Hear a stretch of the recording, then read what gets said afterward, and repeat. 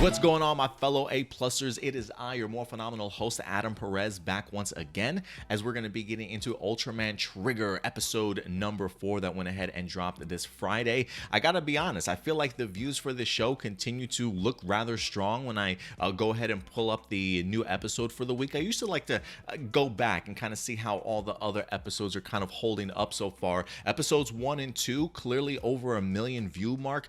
Just as I kind of predicted, I kind of thought that maybe episode 3 might come in just under 1 million views. I think it's at like 900,000 or something along those lines. So hopefully the momentum certainly continues. There's always going to be a considerable drop off, but I feel like 4 episodes in, I think if anything, based off of how episode 4 certainly went, I wouldn't be surprised if there's even more of a drop as we get into episode 5. I'm kind of curious to see how many viewers will come back for episode 5, just based off of the fact that when I look at episode 4 here, a little underwhelming.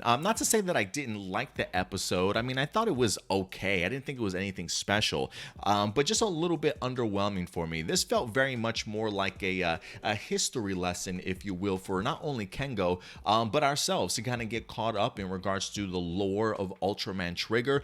We clearly see that Gut Select in this episode, not only do they protect Earth from monsters, but they also look at ultra ancient technology and artifacts that they've certainly have found as they go ahead and certainly examine them. That's how they came into contact with the ultra ancient slab of stone that we certainly see already. So Gut Select definitely does kind of do it all, and we come to find out that they're examining a brand new tower that they've gone ahead and discovered, and we come to realize that Earth 300 million years ago actually had a civilization out there, a much more advanced civilization than we certainly are, but unfortunately with the Giants of Darkness and that sort of destruction, now we're coming across their sort of ancient ruins, if you will. So that's where we find Gut Select along with Kengo certainly doing here this week, and the idea of kind of examining those along with some visions that he's continuing to have is really forcing him to want to learn the history of Ultraman Trigger, as he clearly has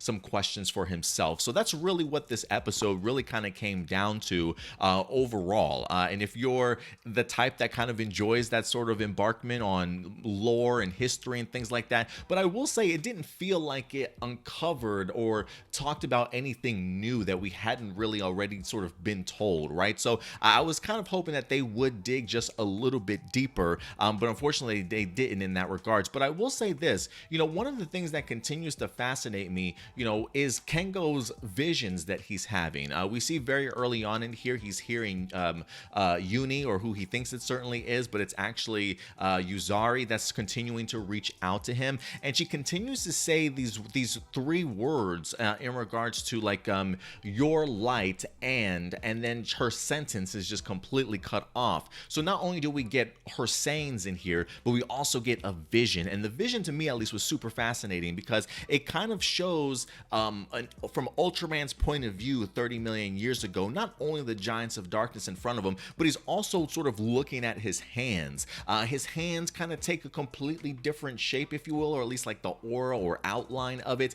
And when you get a close-up of Kengo inside the Ultraman suit, you also do get to see like a red form kind of come over his body, almost to ensue that there was either another persona at some particular point in time. So I'm kind of wondering if there's a lot more to the story of Ultraman Trigger and these Giants of Darkness. I am wondering if like there was, if what Yuzari is trying to say, I'm trying to wonder if she's saying your light and darkness, perhaps. I'm wondering if there's either an evil version of him, or maybe Ultraman Trigger wasn't always the giant of light, right? Maybe he was a giant of darkness in his own right, but something happened and maybe convinced him to maybe acquire the power of the light and wind up turning into Ultraman Trigger. I don't know. I'm just throwing out my theories and my speculation at this point, but seeing Ultraman Trigger looking at himself, seeing a different aura around him, I'm wondering what's going on here. I do certainly have questions, but I like the intrigue. I like the mystery that it's certainly given to me.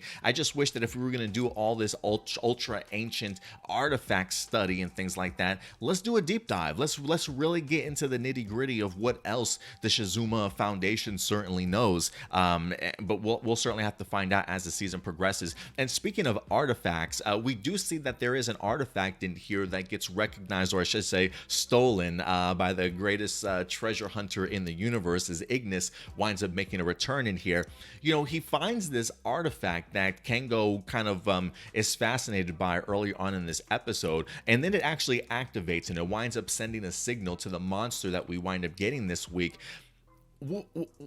What happened? Like, I was hoping that maybe we would get some sort of confirmation as to why this creature was drawn to it. What type of signal is it certainly giving out? Why is it even activating after all these millions of years, right? I really wanted them to kind of explain that kind of whole situation, instead of it was a case of, hey, we got to get this back and then hope that we can kind of stop the monster sort of thing, right? But it never really answered the full question of why is this activated and why is it calling or beckoning other creatures and things like that. So missed opportunities for an already sort of underwhelming episode, and that definitely hindered and made it a little bit more underwhelming for me here in this week's episode.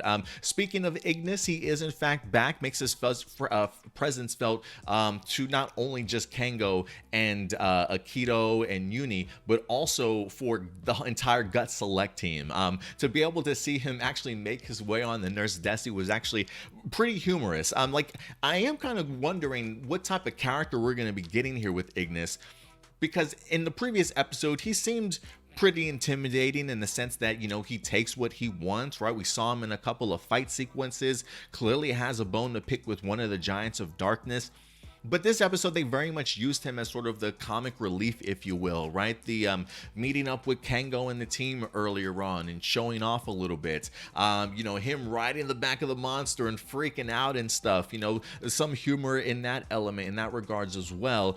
So it definitely felt more humorous to me in how they certainly used him. But I like getting an opportunity to see him cross paths with everybody. I am also curious how Marluru recognizes sort of that alien form. I think it's like the tattoos that come on his face for a brief moment, and Marluru kind of makes the connections, but it can't quite make the connection there at the very end. So maybe we will, maybe there's a bigger connection between this alien race and Marluru than we certainly know. So if anything, I did find it a little bit fascinating. Well, I don't want to say fascinating, but kind of funny in the sense that when we do see him meeting up with Kengo along with everybody else, the idea that we've got some of the characters, Yuna, I kept calling her Uni, I'm sorry, Yuna, almost felt like she's a little bit jealous at the idea that Ignis was looking for other exquisite items, right? Like she says something like, when he mentions what he's looking for, and she says something along the lines of like, well, you told me last time that I was exquisite, sort of thing, right? Almost like, why are you trying to find them when you should be trying to find me? And I love that Kengo kind of points it out, like, why is that an issue for you? That shouldn't even be an issue for you. And the fact that Akito kind of steps in and is like, yeah, she's the most what does he say? He says, yeah, she's the most exquisite thing ever. Clearly his feelings showing all over his face. But the fact that they're kind of almost urging and pushing Ignis to try and kidnap Yuna,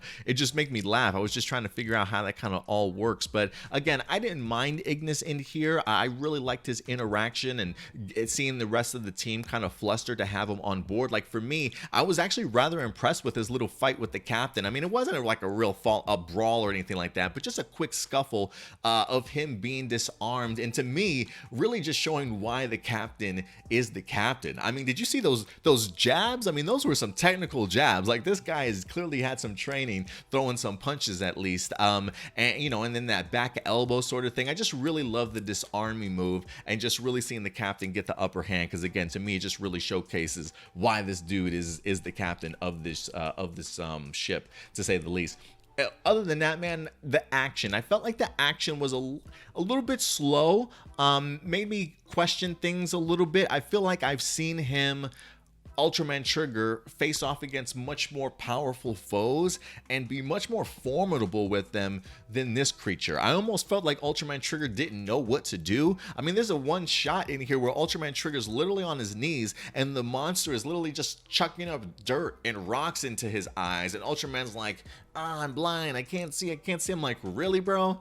Really? Like, I'm pretty sure you could move out of the way. It really can't be that bad, Ultraman.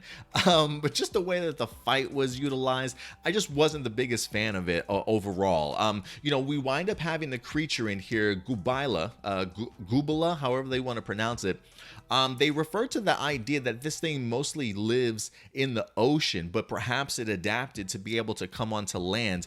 And I do wonder if the reason why it comes from the ocean and came onto the land, because the last time that we've seen the ocean in this episode, the Giants of Darkness were occupying it. They had a section underground where they're having their meetings and stuff and trying to formulate a plan against Ultraman Trigger. I'm wondering if the threat of the Giants of Darkness in the ocean is kind of what pushed this monster to have to go onto land in the first place. Maybe that's just me trying to make a connection there where there isn't any. I doubt that they're going to explain that, but it would make sense to me. It would certainly make sense to me. The Guts Falcon anchor looked great. I continue to love the Guts Falcon in here. The animation for this thing is just so incredibly smooth. I absolutely love it. And then just seeing it pull on the cord that the anchor's attached to, I actually thought it would look pretty good. Despite what I'm saying about the Gubala, though, the design was rather unique. But I am surprised at the idea that it gave Ultraman as many problems as it did, considering just some of the past enemies that we saw him up against. So I felt some type of way about that fight sequence. So really underwhelming. I mean, even the jokes of the smile stuff, you know, smiley.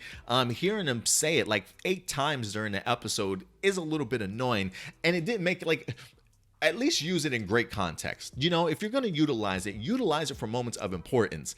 But the idea that he's like, when Ignis is hanging on for dear life on the monster, he's trying to like, I don't know what Kengo's doing.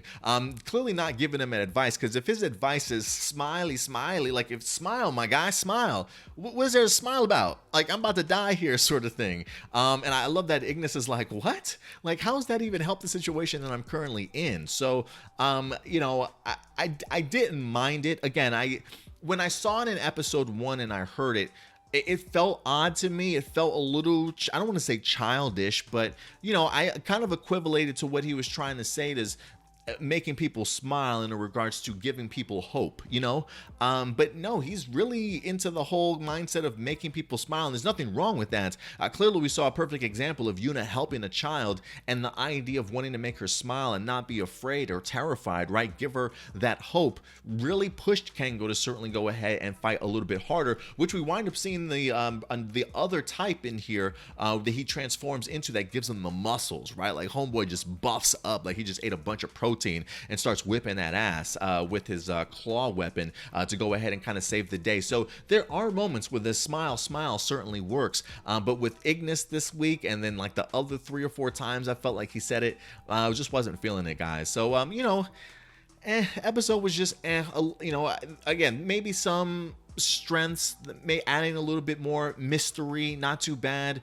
Guts Falcon in action, pretty cool, but everything else I felt like I just wanted a little bit more, you know, and to keep that kind of pacing that they certainly had. I mean, this episode, I guess for me, could be looked at more like a breather, you know, based off of just how this episode ends, where we get the Giants of Darkness talking about the idea of having, you know, getting their payback on Ultraman Trigger. There is a part of me that wonders, okay, maybe this was the episode for us to chill out, because Ultraman has had to fight like back-to-back Giants of Darkness, right? Like, talk about just being thrown into the pressure cooker. So this episode probably for me would be looked at more as like a breather episode before maybe they come back with a vengeance. I haven't watched the preview for episode 5 here, so I don't know what we're going to get, or if we get next week's episode. I thought I heard something about a hiatus. Maybe I'm wrong. You guys let me know if we got a new episode next week or not.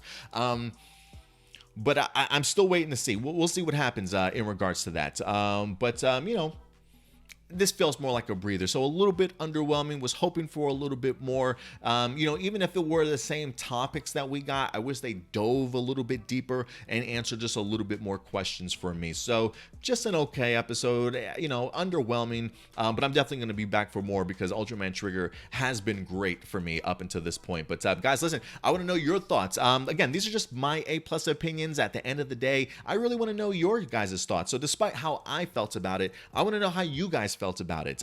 What were some of the, if you were a big fan of this episode, what were some of the qualities that you absolutely enjoyed? Or if you felt a little bit along the same lines as I did, go ahead and share those thoughts as well, and we'll go ahead and continue our discussion for this week's episode. But other than that, guys, that's going to do it for us here. Just some brief heads up and a channel update. I am going to be out of town this upcoming Wednesday for you guys. Well, I should say the entire week. I leave town on Wednesday, and then I'm not going to be back until next Tuesday. So I'm probably not going to have Ultraman Trigger up during that particular weekend. If anything, it probably will be coming a little bit late. If anything, not until I get back into town. So bear with me in regards to it. It is a memorial service for my grandmother. So again, I will be out of town starting this Wednesday and won't be back until next Tuesday, but I'll certainly keep you guys updated once I certainly return. But other than that, guys, that's going to do it for us here today. In the meantime, do me a big favor. Take care of yourselves, take care of each other, and as always, keep it A+. I'll talk to you guys later. Bye.